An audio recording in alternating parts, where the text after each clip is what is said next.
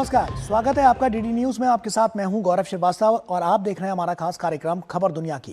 खबर दुनिया की में आज की कड़ी में बात होगी पश्चिम एशिया में तनाव भरी स्थिति की, अमेरिका और ईरान को लेकर आए नए मोड़ की। साथ ही बात होगी बलूचिस्तान में फैली हिंसा की आग से आई अस्थिरता की। करेंगे इन अहम विषयों पर विस्तार से चर्चा। तो चलिए शुरुआत करते हैं और सबसे पहले नजर डालते हैं हेडलाइंस पर। न्यूजीलैंड पहुंचने पर प्रधानमंत्री नरेंद्र मोदी का हुआ भव्य स्वागत। 40 साल बाद किसी भारतीय प्रधानमंत्री की न्यूजीलैंड यात्रा से द्विपक्षीय रिश्तों को मिलेगी और मजबूती।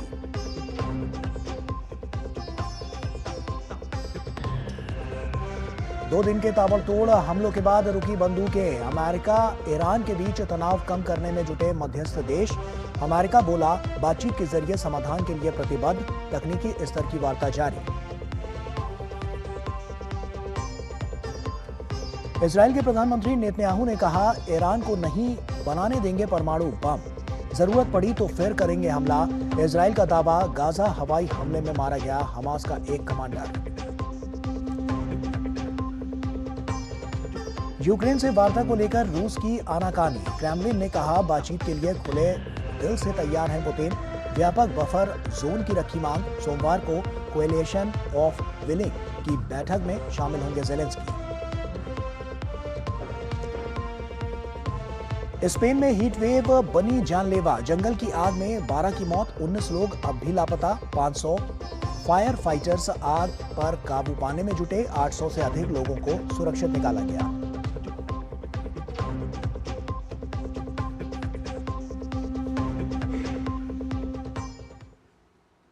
और आइए अब शुरुआत करते हैं।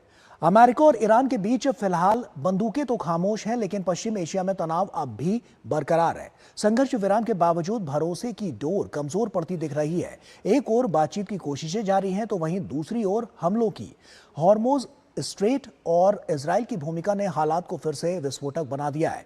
ऐसे में सवाल यही है कि क्या कूटनीति इस संकट को थाम पाएगी या फिर क्षेत्र एक बार फिर से बड़े युद्ध की ओर बढ़ रहा है। क्या है वहां के हालात, आइए देखते हैं इस खास रिपोर्ट में।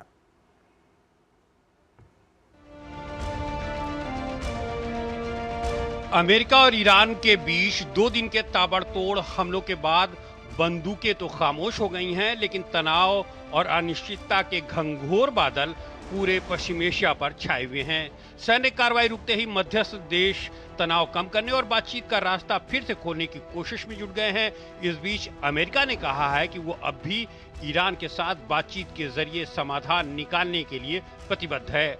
अमेरिकी अधिकारियों के मुताबिक दोनों देशों के बीच तकनीकी स्तर की वार्ता जारी है और क्षेत्रीय मध्यस्थ बातचीत को पटरी पर बनाए रखने की कोशिश कर रहे हैं। हालांकि गुरुवार की रात ईरान धमाकों की आवाज से गूंजता रहा, लेकिन अमेरिका इनके पीछे अपना हाथ होने से इनकार करता है। अमेरिका ने ईरान के दिवंगत सर्वोच्च नेता आयतुल्लाह अली खामनेई की अंतिम विदाई कार्यक्रम के दौरान करीब 170 ठिकानों को निशाना बनाया। परमाणु केंद्र से लेकर चीन और रूस से जोड़ने वाले रेलवे कॉरिडोर पर हमले किए। जवाब में ईरान ने खाड़ी देशों में कतर, बहरीन, कुवैत और जॉर्डन में अमेरिकी सैन्य ठिकानों को निशाना बनाया। 17 जून को अमेरिका और ईरान के बीच संघर्ष विराम को 60 दिनों तक आगे बढ़ाने और परमाणु समेत तमाम मुद्दों पर बातचीत शुरू करने के लिए समझौता हुआ, लेकिन 20 दिन में ही ये MOU बिखरता दिखाई देने लगा। लेबनान युद्ध, होर्मुज स्ट्रेट, विदेशों में रोकी गई ईरानी धनराशि की वापसी जैसी अड़चनें शुरू से ही समझौते में दिखाई दे रही थी।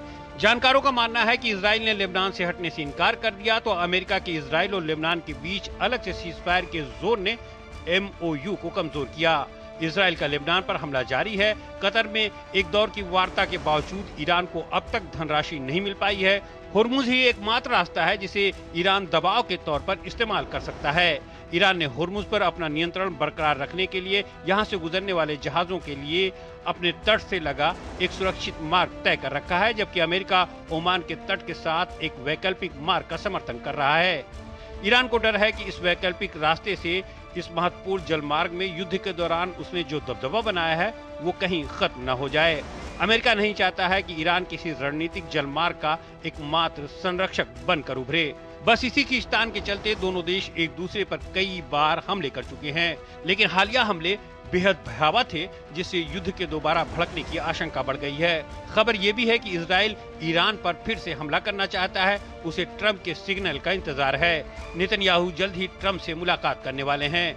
इस बीच इजरायली खुफिया एजेंसी के अमेरिका को एक इनपुट देने का दावा किया जा रहा है, जिसमें ईरान द्वारा राष्ट्रपति ट्रंप की हत्या की योजना के संकेत मिलते हैं।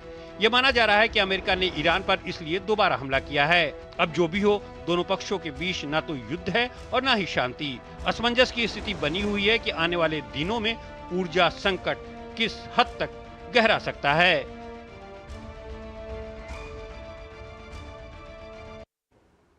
और आइए इसी पर चर्चा करते हैं। हमारे साथ बहुत ही खास मेहमान रवि जोशी जी जुड़ रहे हैं, जो कि विजिटिंग फेलो हैं ओआरएफ से। रवि जी, बहुत स्वागत आपका। और उसी के साथ सबसे पहला सवाल यही है कि अभी मौजूदा हालात क्या कहते हैं, पेच कहां फंसा हुआ है? क्योंकि अभी हमने बीते 2 दिनों में देखा कि किस तरह से ताबड़तोड़ फिर से युद्ध जो है वो चरम पर पहुंचता हुआ नजर आया, और उसके बाद फिर अब शांति की बात आगे बढ़ती हुई नजर आ रही है। बातें हो रही हैं, लेकिन उसके साथ साथ हमले भी हो रहे हैं। फिर उसके बाद हम इसराइल का एंगल भी देख रहे हैं कि वो कुछ और ही कह रहा है। तो ऐसे में आपको क्या लगता है, ये जो ट्रायंगल बनता हुआ नजर आ रहा है, खास तौर पर अमेरिका और ईरान के बीच में अभी जो मौजूदा हालात हैं, वो किन पॉइंट्स पे सबसे ज्यादा फंसे हुए नजर आ रहे हैं, जिसकी वजह से ये युद्ध अभी भी शांति की राह पर आगे नहीं बढ़ पा रहा है? ये तो बहुत सही आपने कहा कि बातें भी चल रही है और युद्ध भी चल रहा है। ये बहुत ही अजीब बात है, क्योंकि जुलाई 17 को स्विट्जरलैंड में बर्कनस्टॉक में जो समझौता हुआ है, उसके बाद सबको लगा कि ये पीस डील अभी थोड़ा जारी रहेगा। और उसमें अमेरिका ने ईरान के बहुत ही इम्पोर्टेंट डिमांड्स को एक्सेप्ट कर चुके थे। तो उससे लगा कि ईरान अभी तो इससे संतुष्ट होगा और इसके बाद कोई आपत्ति नहीं होना चाहिए उनको। फिर भी ये देखिए, अभी ये जो ईरान ने अपनी कब्जा स्ट्रेट ऑफ हॉर्मूज के ऊपर जो लगातार करना चाहती है, ये गलत बात है। क्योंकि ये under the United Nations convention on law of seas, सभी oceans and all the entry points, access points are free. उसमें कोई देश अपना शुल्क नहीं लगा सकता है, अपना कंट्रोल नहीं लगा सकता है, ठीक है।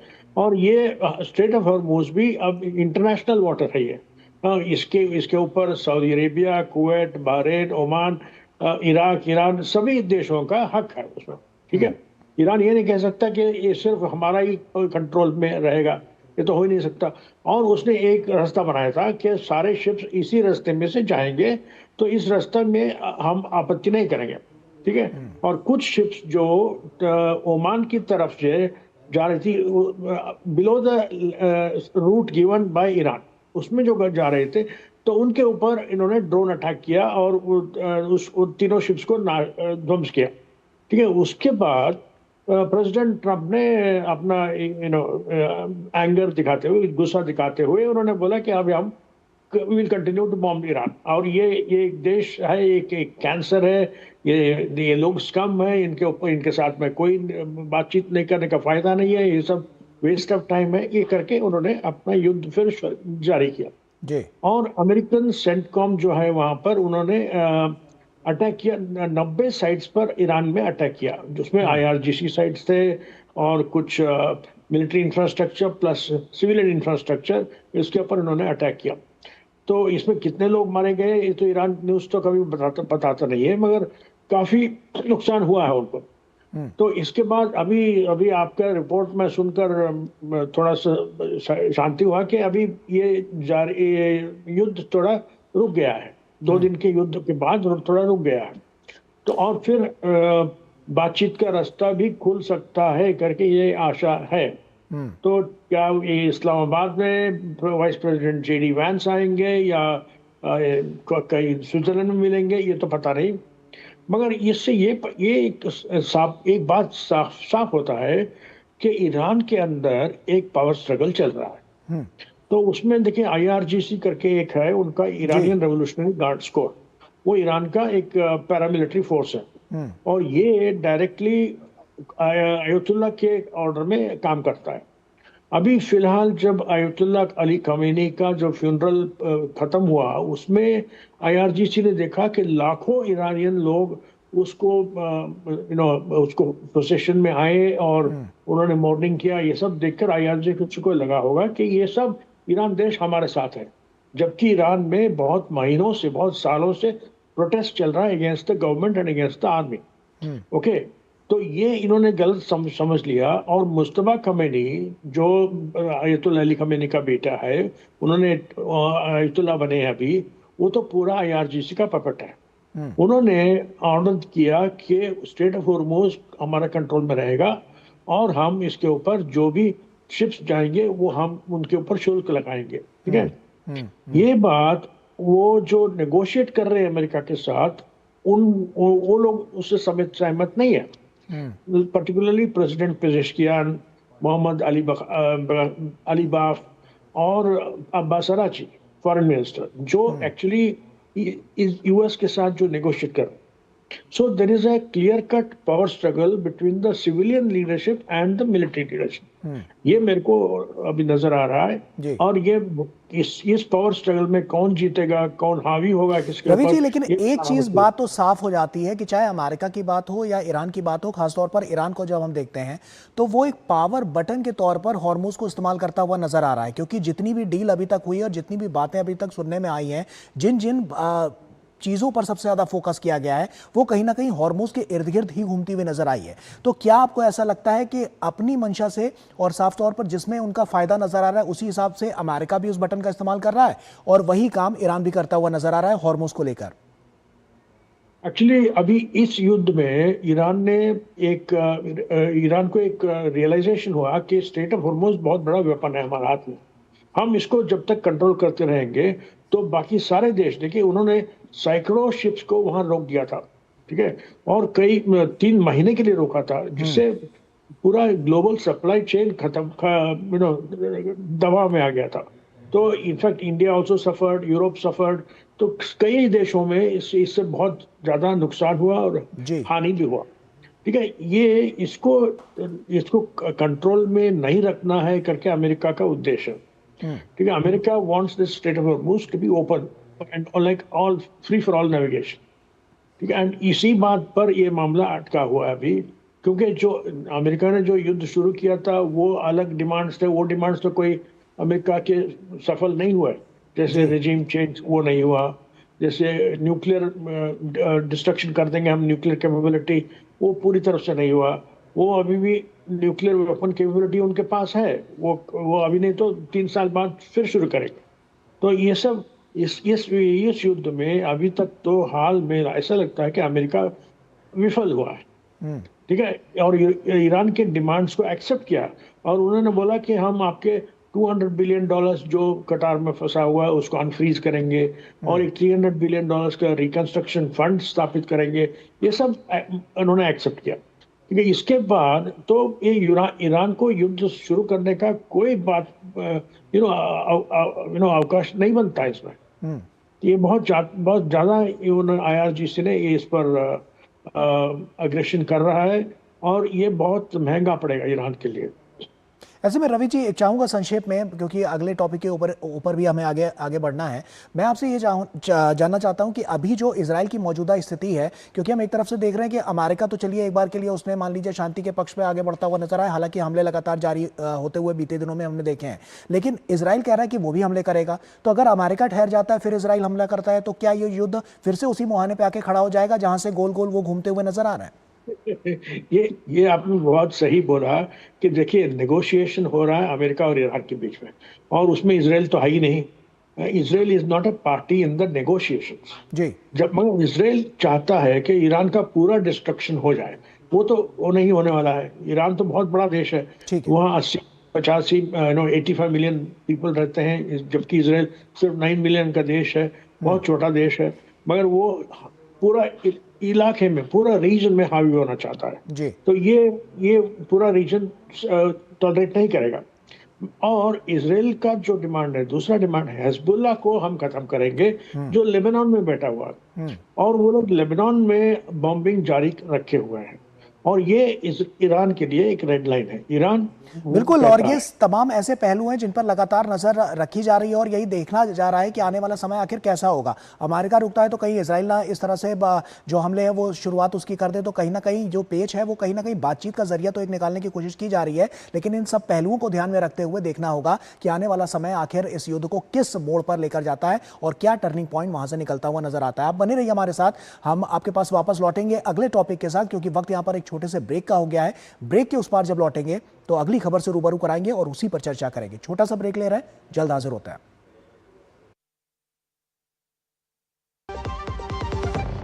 पता है, लोग अक्सर मुझसे पूछते हैं कॉल सेंटर का स्टेडी जॉब क्यों छोड़ा। I wanted more out of life, बस मैंने अपना स्टार्टअप शुरू किया। जानना चाहोगे कैसे? Then start up your own business as an LIC agent. यहाँ सब कुछ है, great products, zero investment, leading organisation and unlimited opportunities. तो क्या आप तैयार हैं? LIC एजेंट बनो, अब बड़ा सोचो। हमारी वेबसाइट पर जाएं या अपनी नजदीकी LIC शाखा से संपर्क करें। मेरी पसंद, मेरी पसंद, मेरी पसंद, मेरी पसंद, हमारी पसंद, हम सबकी पसंद। मजबूत देश का मजबूत सरिया हो गया स्टील। ब्रेक के बाद एक बार फिर से आप सभी का स्वागत है। बलूचिस्तान एक बार फिर हिंसा और अस्थिरता की आग में सुलग रहा है। अलगाववादी हमले तेज हैं, सुरक्षा बलों की कार्रवाई जारी है और आम लोगों का गुस्सा भी खुलकर सामने आने लगा है। ऐसे में सवाल सिर्फ कानून व्यवस्था का नहीं है, बल्कि वर्षों से चले आ रहे राजनीतिक असंतोष, मानवाधिकार और विकास के संकट का भी है। आखिर क्यों बलूचिस्तान में हालात लगातार बिगड़ते हुए नजर आ रहे हैं, इस पर देखिए यह खास रिपोर्ट।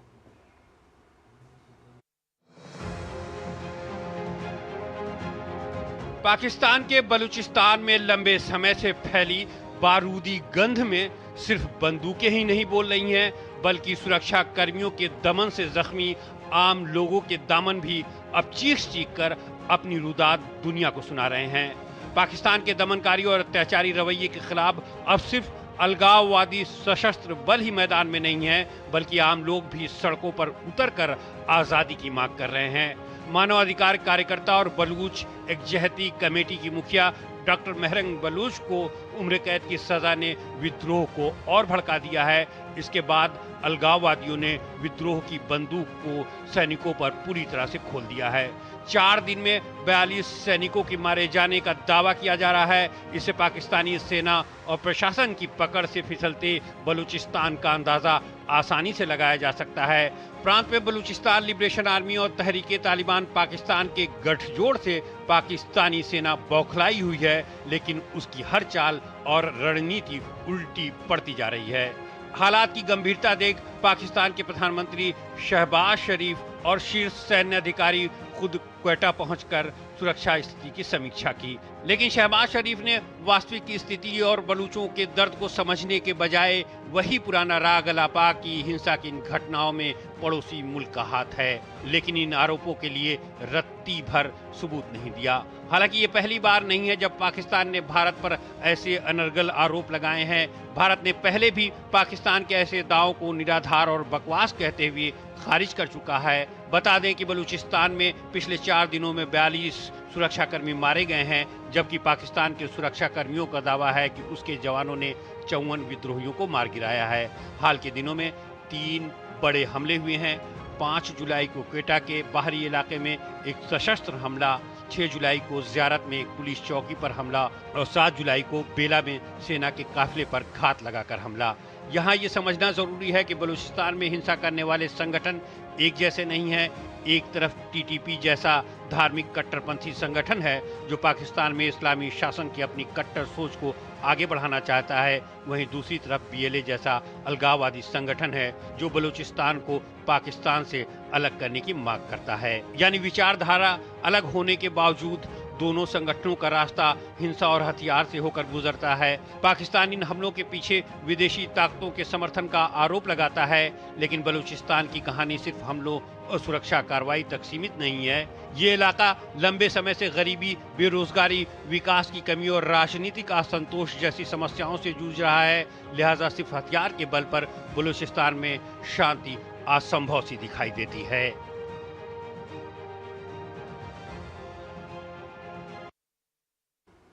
रवि जोशी हमारे साथ लगातार जुड़े हुए हैं। रवि जी, आप ही का रुख कर रहा हूं। सवाल यह है कि बलूचों का ये उपद्रव साफ तौर पर देखने को मिल रहा है, जिस तरह से जो स्थितियां अभी तक नजर आई हैं, कितना बड़ा संकट पाकिस्तान के लिए है और वहां की आवाम को जिस तरह से अभी जो दो चार होना पड़ रहा है वहां पर नजर आता है। अंदरूनी जो कला है वो किस ओर इशारा कर रही है? देखिए, बलूचिस्तान का जो संकट है ये बहुत पुराना है। ये जब से इंडिपेंडेंस हुआ है तब से ये इसका एक ऑटोनॉमी या इंडिपेंडेंस की डिमांड चल रही है। और उसमें बलूचिस्तान में 3 मुख्य ट्राइब्स है, मरीस, बलूच एंड बुगटीस। और ये तीनों ट्राइब्स ये डिमांड कर रहे हैं। और इसमें बलूच लिबरेशन आर्मी जो है, आजकल अल्लाह नजर बलूच करके एक लीडर है, उसको लीड करते हैं। पहले ब्रह्मदाग बुगटी, जो बुगटी साहब, नवाब बुगटी साहब गवर्नर थे उस प्रोविंस के और बहुत बड़ा लीडर मानते हैं वहाँ के। उनके ग्रैंडसन ब्रह्मदाग बुगटी लीड करते थे। उनको इन्होंने नवाब अकबर खान को इतनी बुरी तरह से इन्होंने मारा कि वो एक केव में ही वाज हाइडिंग इन ए केव। उसको केव को पूरा मुशर्रफ ने हेलीकॉप्टर गनशिप्स भेज के उसको मारा। इन लोगों को वो पागल कुत्तों को जैसे मारते हैं वैसे मारते हैं ये लोग, पाकिस्तानी आर्मी। बहुत ही दर्दनाक हालत है उनका। और इनको कोई ह्यूमन राइट्स नहीं है, सिविल राइट्स नहीं है, कुछ नहीं है। एंड मोस्ट इम्पॉर्टेंट क्या है, Balochistan is the province with all the important resource, mineral resource, gas, copper, gold, coal, ये सब पाकिस्तान का सारे नेचुरल रिसोर्सेज बलूचिस्तान में है। और उसका पॉपुलेशन सिर्फ 5 मिलियन से कम है और सबसे बड़ा टेरिटरी भी है। और उसको इन्होंने इतना एक्सप्लॉइट किया है पाकिस्तान, पर्टिकुलरली पंजाबी प्रोविंस जो है, पंजाबी प्रोविंस तो डोमिनेट करता है पाकिस्तान को। तो इस खिलाफ के ये जो उनका डिस्कंटेंटमेंट बहुत सालों से चल रहा है और ये कई बार उभर आता है। अभी इस साल में फिर सिर्फ इसी साल में 2026 में 620 सिक्योरिटी इंसिडेंट्स हुए हैं और उसमें 706 सिक्योरिटी पर्सनल मारे गए और 1111 मिलिटेंट्स मारे गए और 400 से ज्यादा, 400-450 से ज्यादा सिविलियंस मारे गए। ये सिर्फ इन 6 महीने की हालत के खराब सिचुएशन है। तो आप समझ सकते हैं कि यहाँ पर कितना तनाव है और ये तनाव तो अभी खत्म नहीं होने वाला है। एंड आपको याद होगा 3 साल पहले एक पूरा ट्रेन को हाईजैक किया था उन्होंने और वो ट्रेन को छुड़ाने में इन्होंने हेलीकॉप्टर्स भेजे और आर्मी पैरामिलिट्री फोर्सेस भेजे और उसमें कई सिविलियंस मारे गए, कई मिलिटेंट्स भी मारे गए। तो ये ऐसे इंसिडेंट्स वहाँ पर हर 2 साल में बिल्कुल होता और इतिहास के पन्नों को जब पलट कर देखते हैं तो इस तरह की जो बातें वो लगातार देखने को मिल रही हैं। उस तरह के उपद्रव कई बार सामने आए हैं और ऐसे में अब देखना होगा कि भविष्य की राह कैसे होने वाली है। मौजूदा स्थिति तो हालात कैसे हैं ये साफ तौर पर हम देख ही पा रहे हैं। बहुत बहुत शुक्रिया आपका रवि जोशी जी, हमसे जुड़ने के लिए और तमाम बातचीत इन दोनों अहम विषयों पर करने के लिए आपका बहुत बहुत शुक्रिया। और इसी के साथ फिलहाल खबर दुनिया की में अभी के लिए इतना ही, लेकिन जाते जाते आपको छोड़ जाते हैं कुछ और महत्वपूर्ण अंतर्राष्ट्रीय खबरों के साथ। तो आप इन खबरों को देखिए। हमें और हमारी पूरी टीम को दीजिए इजाजत। नमस्कार।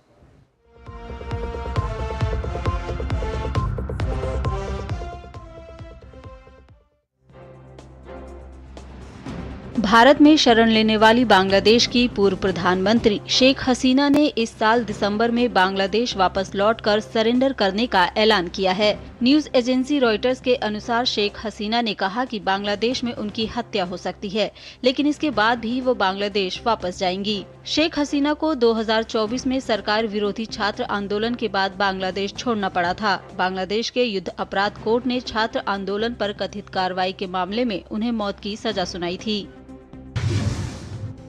नॉर्थ कोरिया ने अपनी परमाणु क्षमताओं को और मजबूत करने का फैसला किया है। सरकारी टीवी चैनल KRT के मुताबिक सत्तारूढ़ वर्कर्स पार्टी की बैठक में नेता किम जोंग उन ने सेना के आधुनिकीकरण और युद्ध क्षमता को बढ़ाने पर जोर दिया।